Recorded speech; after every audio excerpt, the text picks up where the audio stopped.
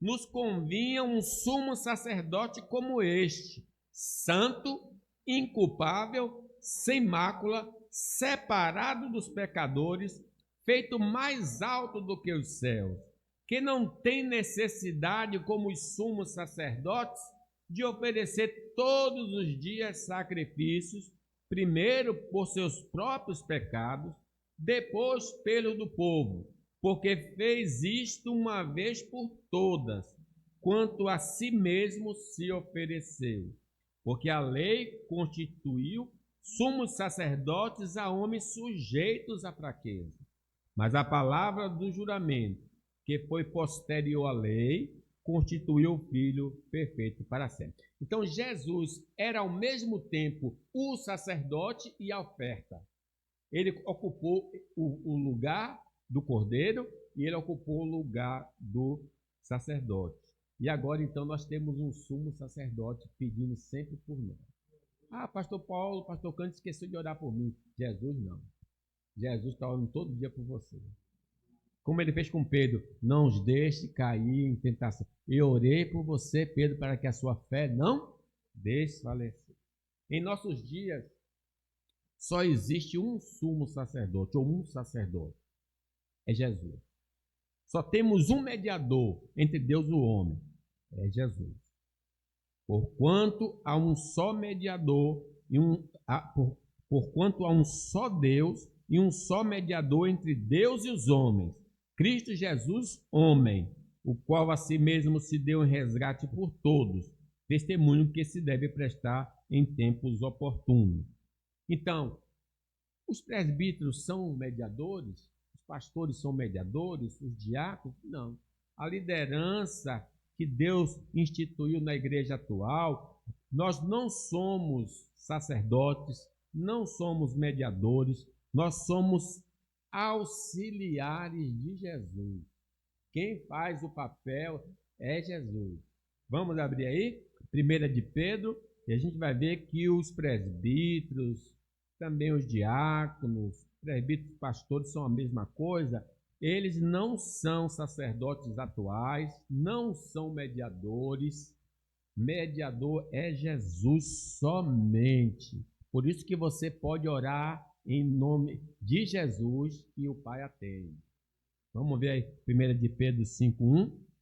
Vamos ler? Rogo, pois, aos presbíteros que há entre vós, eu, presbítero com eles, e testemunhas do sofrimento de Cristo, e ainda co-participante da glória que há de ser revelada, pastoreai o rebanho de Deus que há entre vós, não por constrangimento, mas espontaneamente, como Deus quer, nem por sorte da ganância, mas de boa vontade, nem como dominadores dos que vos foram confiados, antes tornando-vos modelo do rebanho.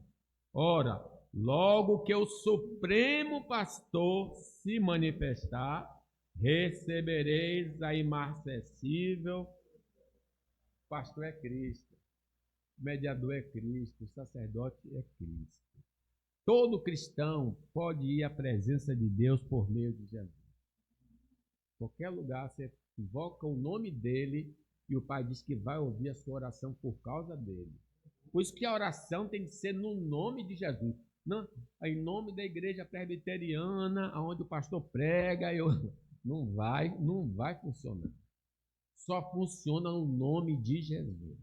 É o nome de Jesus que todo joelho se dobrará e toda língua confessará. A liturgia da celebração da salvação não era feita ao desejo do sacerdote, mas como determinou o Senhor a Moisés. Aí o versículo 6 diz: emolai o cordeiro da Páscoa, lá no nosso texto da meditação, né? 35.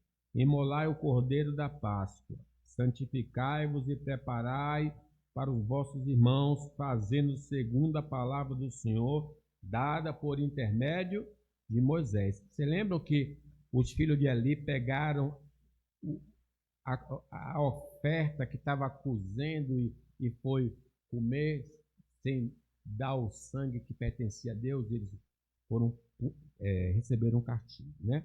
Semelhantemente, irmãos, no Novo Testamento existem os ministrantes autorizados e uma liturgia a ser seguida. Assim como a Páscoa tinha liturgia, a ceia também tem uma liturgia. Vamos lá, 1 Coríntios 11, 23. Como é que a ceia deve ser ministrada? 1 Coríntios 11, 23. Vocês estão acostumados a ouvir essa passagem. Porque eu recebi do Senhor o que também vos entreguei. Que o Senhor Jesus, na noite que foi traído, tomou o pão e, tendo dado graças, o partiu e disse: este é o meu corpo que é dado por vós. Fazei isto em memória. Por semelhante modo, depois de haver ceado, tomou também um cálice, dizendo: este cálice é a nova aliança no meu sangue. Fazei isto todas as vezes que o beberdes em memória de mim. Porque todas as vezes que comerdes este pão e beberdes o cálice, anunciai a morte do Senhor até que venha. Então tem a liturgia, tem os ministrantes e os participantes. A participação indevida na celebração da salvação pode gerar castigo divino sobre o faltoso. Veja o 27 aí. Vamos ler?